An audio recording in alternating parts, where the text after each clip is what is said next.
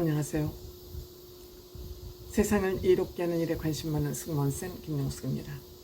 저는 한동훈 대표가 됐던 이준석 의원이 됐던 대한민국의 정치혁명을 일으키고 정치인들의 세대 교체를 만들어낼 두 사람이기 때문에 대한민국 정치판에서 굉장히 소중한 두 사람이다.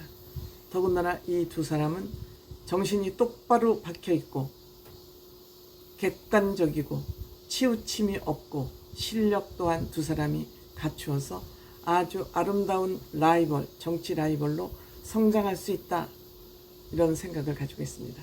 그래서 기대됩니다. 우리 국민들도 이 두 사람을 지켜보면서 비판할 건 하고 격려할 거는 하면서도 이 두 사람을 지지하는 사람들이 편갈라서 싸우는 일은 적어도 없었으면 좋겠다 하는 저는 그런 바람을 가지고 있습니다. 이준석 대표는 윤석열 대통령은 적극 비판하고 있습니다. 물론 이준석 대표가 개인 감정이 없을 리 없습니다. 개인 감정을 가지고 비판할 수도 있겠지만 이준석 대표는 그렇게 어리석은 사람이라고 생각되지는 않습니다. 이준석 대표는 대통령이 하고 있는 일에 대해서 일관성이 없다, 즉 변덕이 있다고 그렇게 표현하고 있습니다. 저는 그 변덕의 이유는 다름 아닌 김건희 여사가 이렇게 조정을 하는 거 아닌가, 이 개인 생각입니다. 그렇기 때문에 제가 윤석열 대통령을 김건희 여사의 사랑의 노예라고 말씀드리고 있습니다. 아내가 이쁘면 아내의 말을 안 들을 수 없죠. 저는 그것도 인간의 본성이라고 생각을 합니다.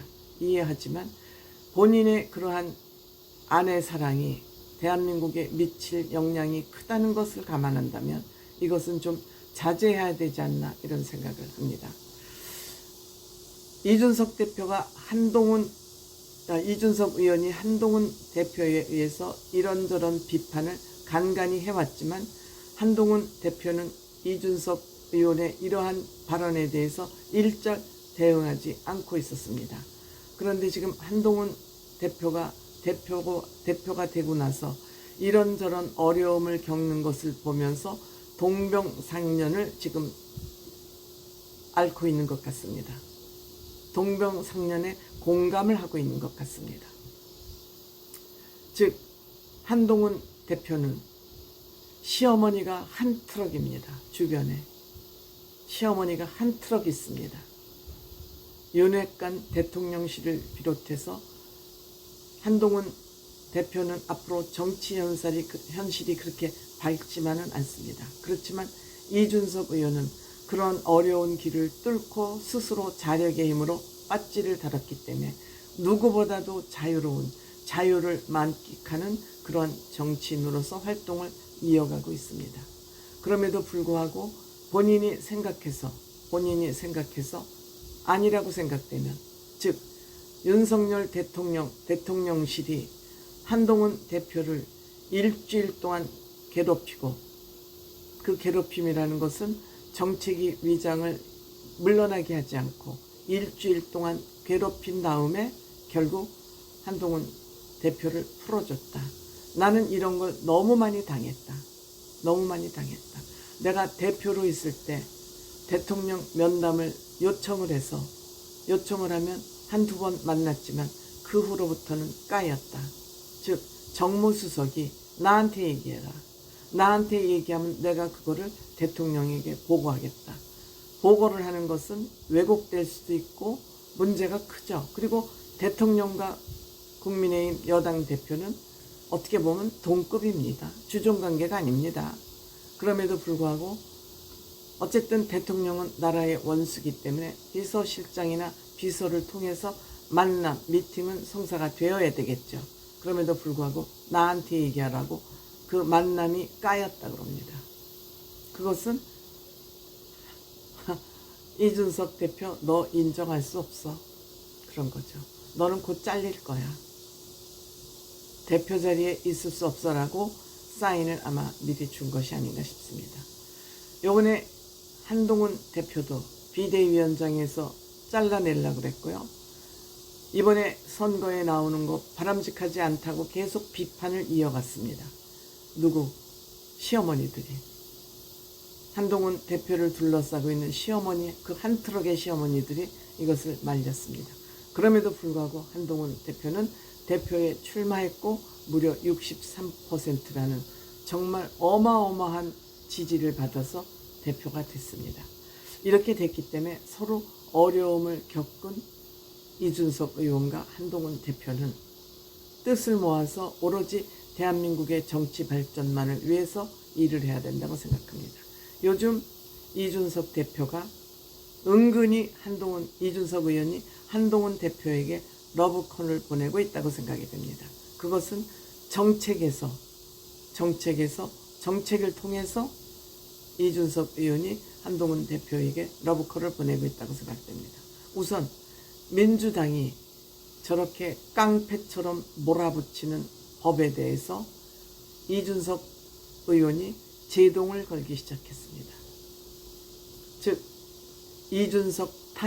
이진숙 방통위원장 탄핵 법안에 이준석 대표는 공식적으로 반대표를 던졌습니다.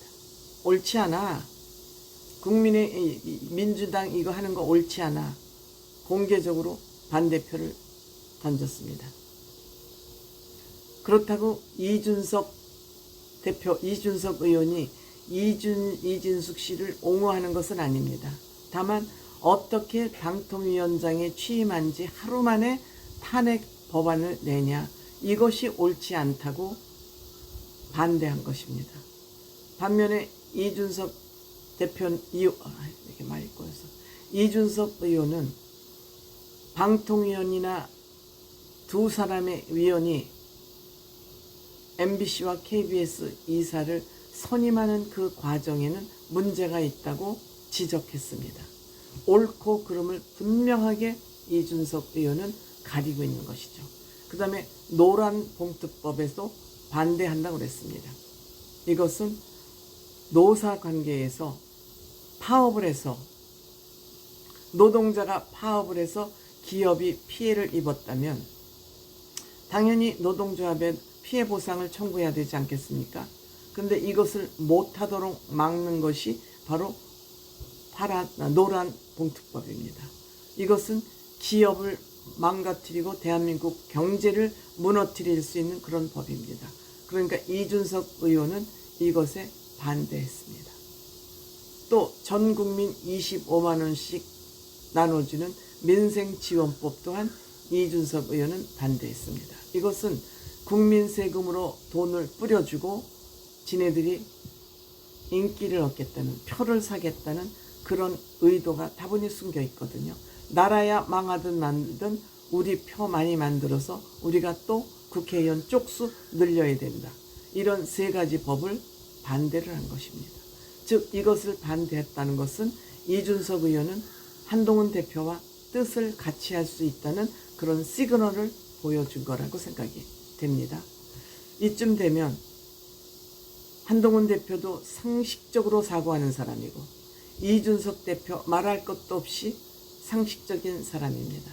이렇게 되면 이들이 못 만날 필요가 없죠. 안 만날 필요가 없죠. 궁합이 아주 딱 맞는 사람들끼리 안 만나고 못 만날 필요가 없지 않습니까? 다만 이 두 사람이 건전한 경쟁 관계를 가져간다면 대한민국 정치 문화 발전은 선진국을 압도할 것이다. 이렇게 생각합니다. 즉 이준석 의원의 멘토로 알려진 김종인 위원장 중앙일보와 인터뷰에서 이 두 사람의 경쟁은 대한민국 보수 세력의 세대 교체를 의미한다. 그러니까 그 퇴물들, 그 탁한 생각을 가지고 있는 이 퇴물들은 다 물러갈 수밖에 없다. 그것은 이준석 의원이 유리하냐, 한동훈 대표가 유리하냐 하는 그 문제는, 누가 경쟁력에서 우위를 점할 것이냐는 그런 문제는 앞으로 한동훈 대표가 국민의힘 대표로서 어떻게 그 역할을 수행하느냐에 딸려있다. 당연하죠. 또 이준석 의원은 지금 빠찌를 달았기 때문에 원내에서 얼마만큼 의원으로서 활약을 제대로 해가냐, 이거에 따라서 보수 혁명이 세대 교체가 일어나는 건 확실한데, 그 세대 교체의 주체 세력이 이준석 의원이냐 한동훈 대표이냐의 문제는 한동훈 대표가 어떻게 국민의힘 대표로서 앞으로 정치를 펼쳐갈 것이냐에 딸렸다. 당연하죠.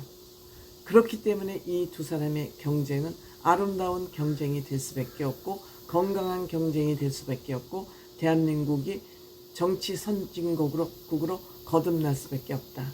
이런 생각을 갖고 있기 때문에 저는 기분이 좋습니다.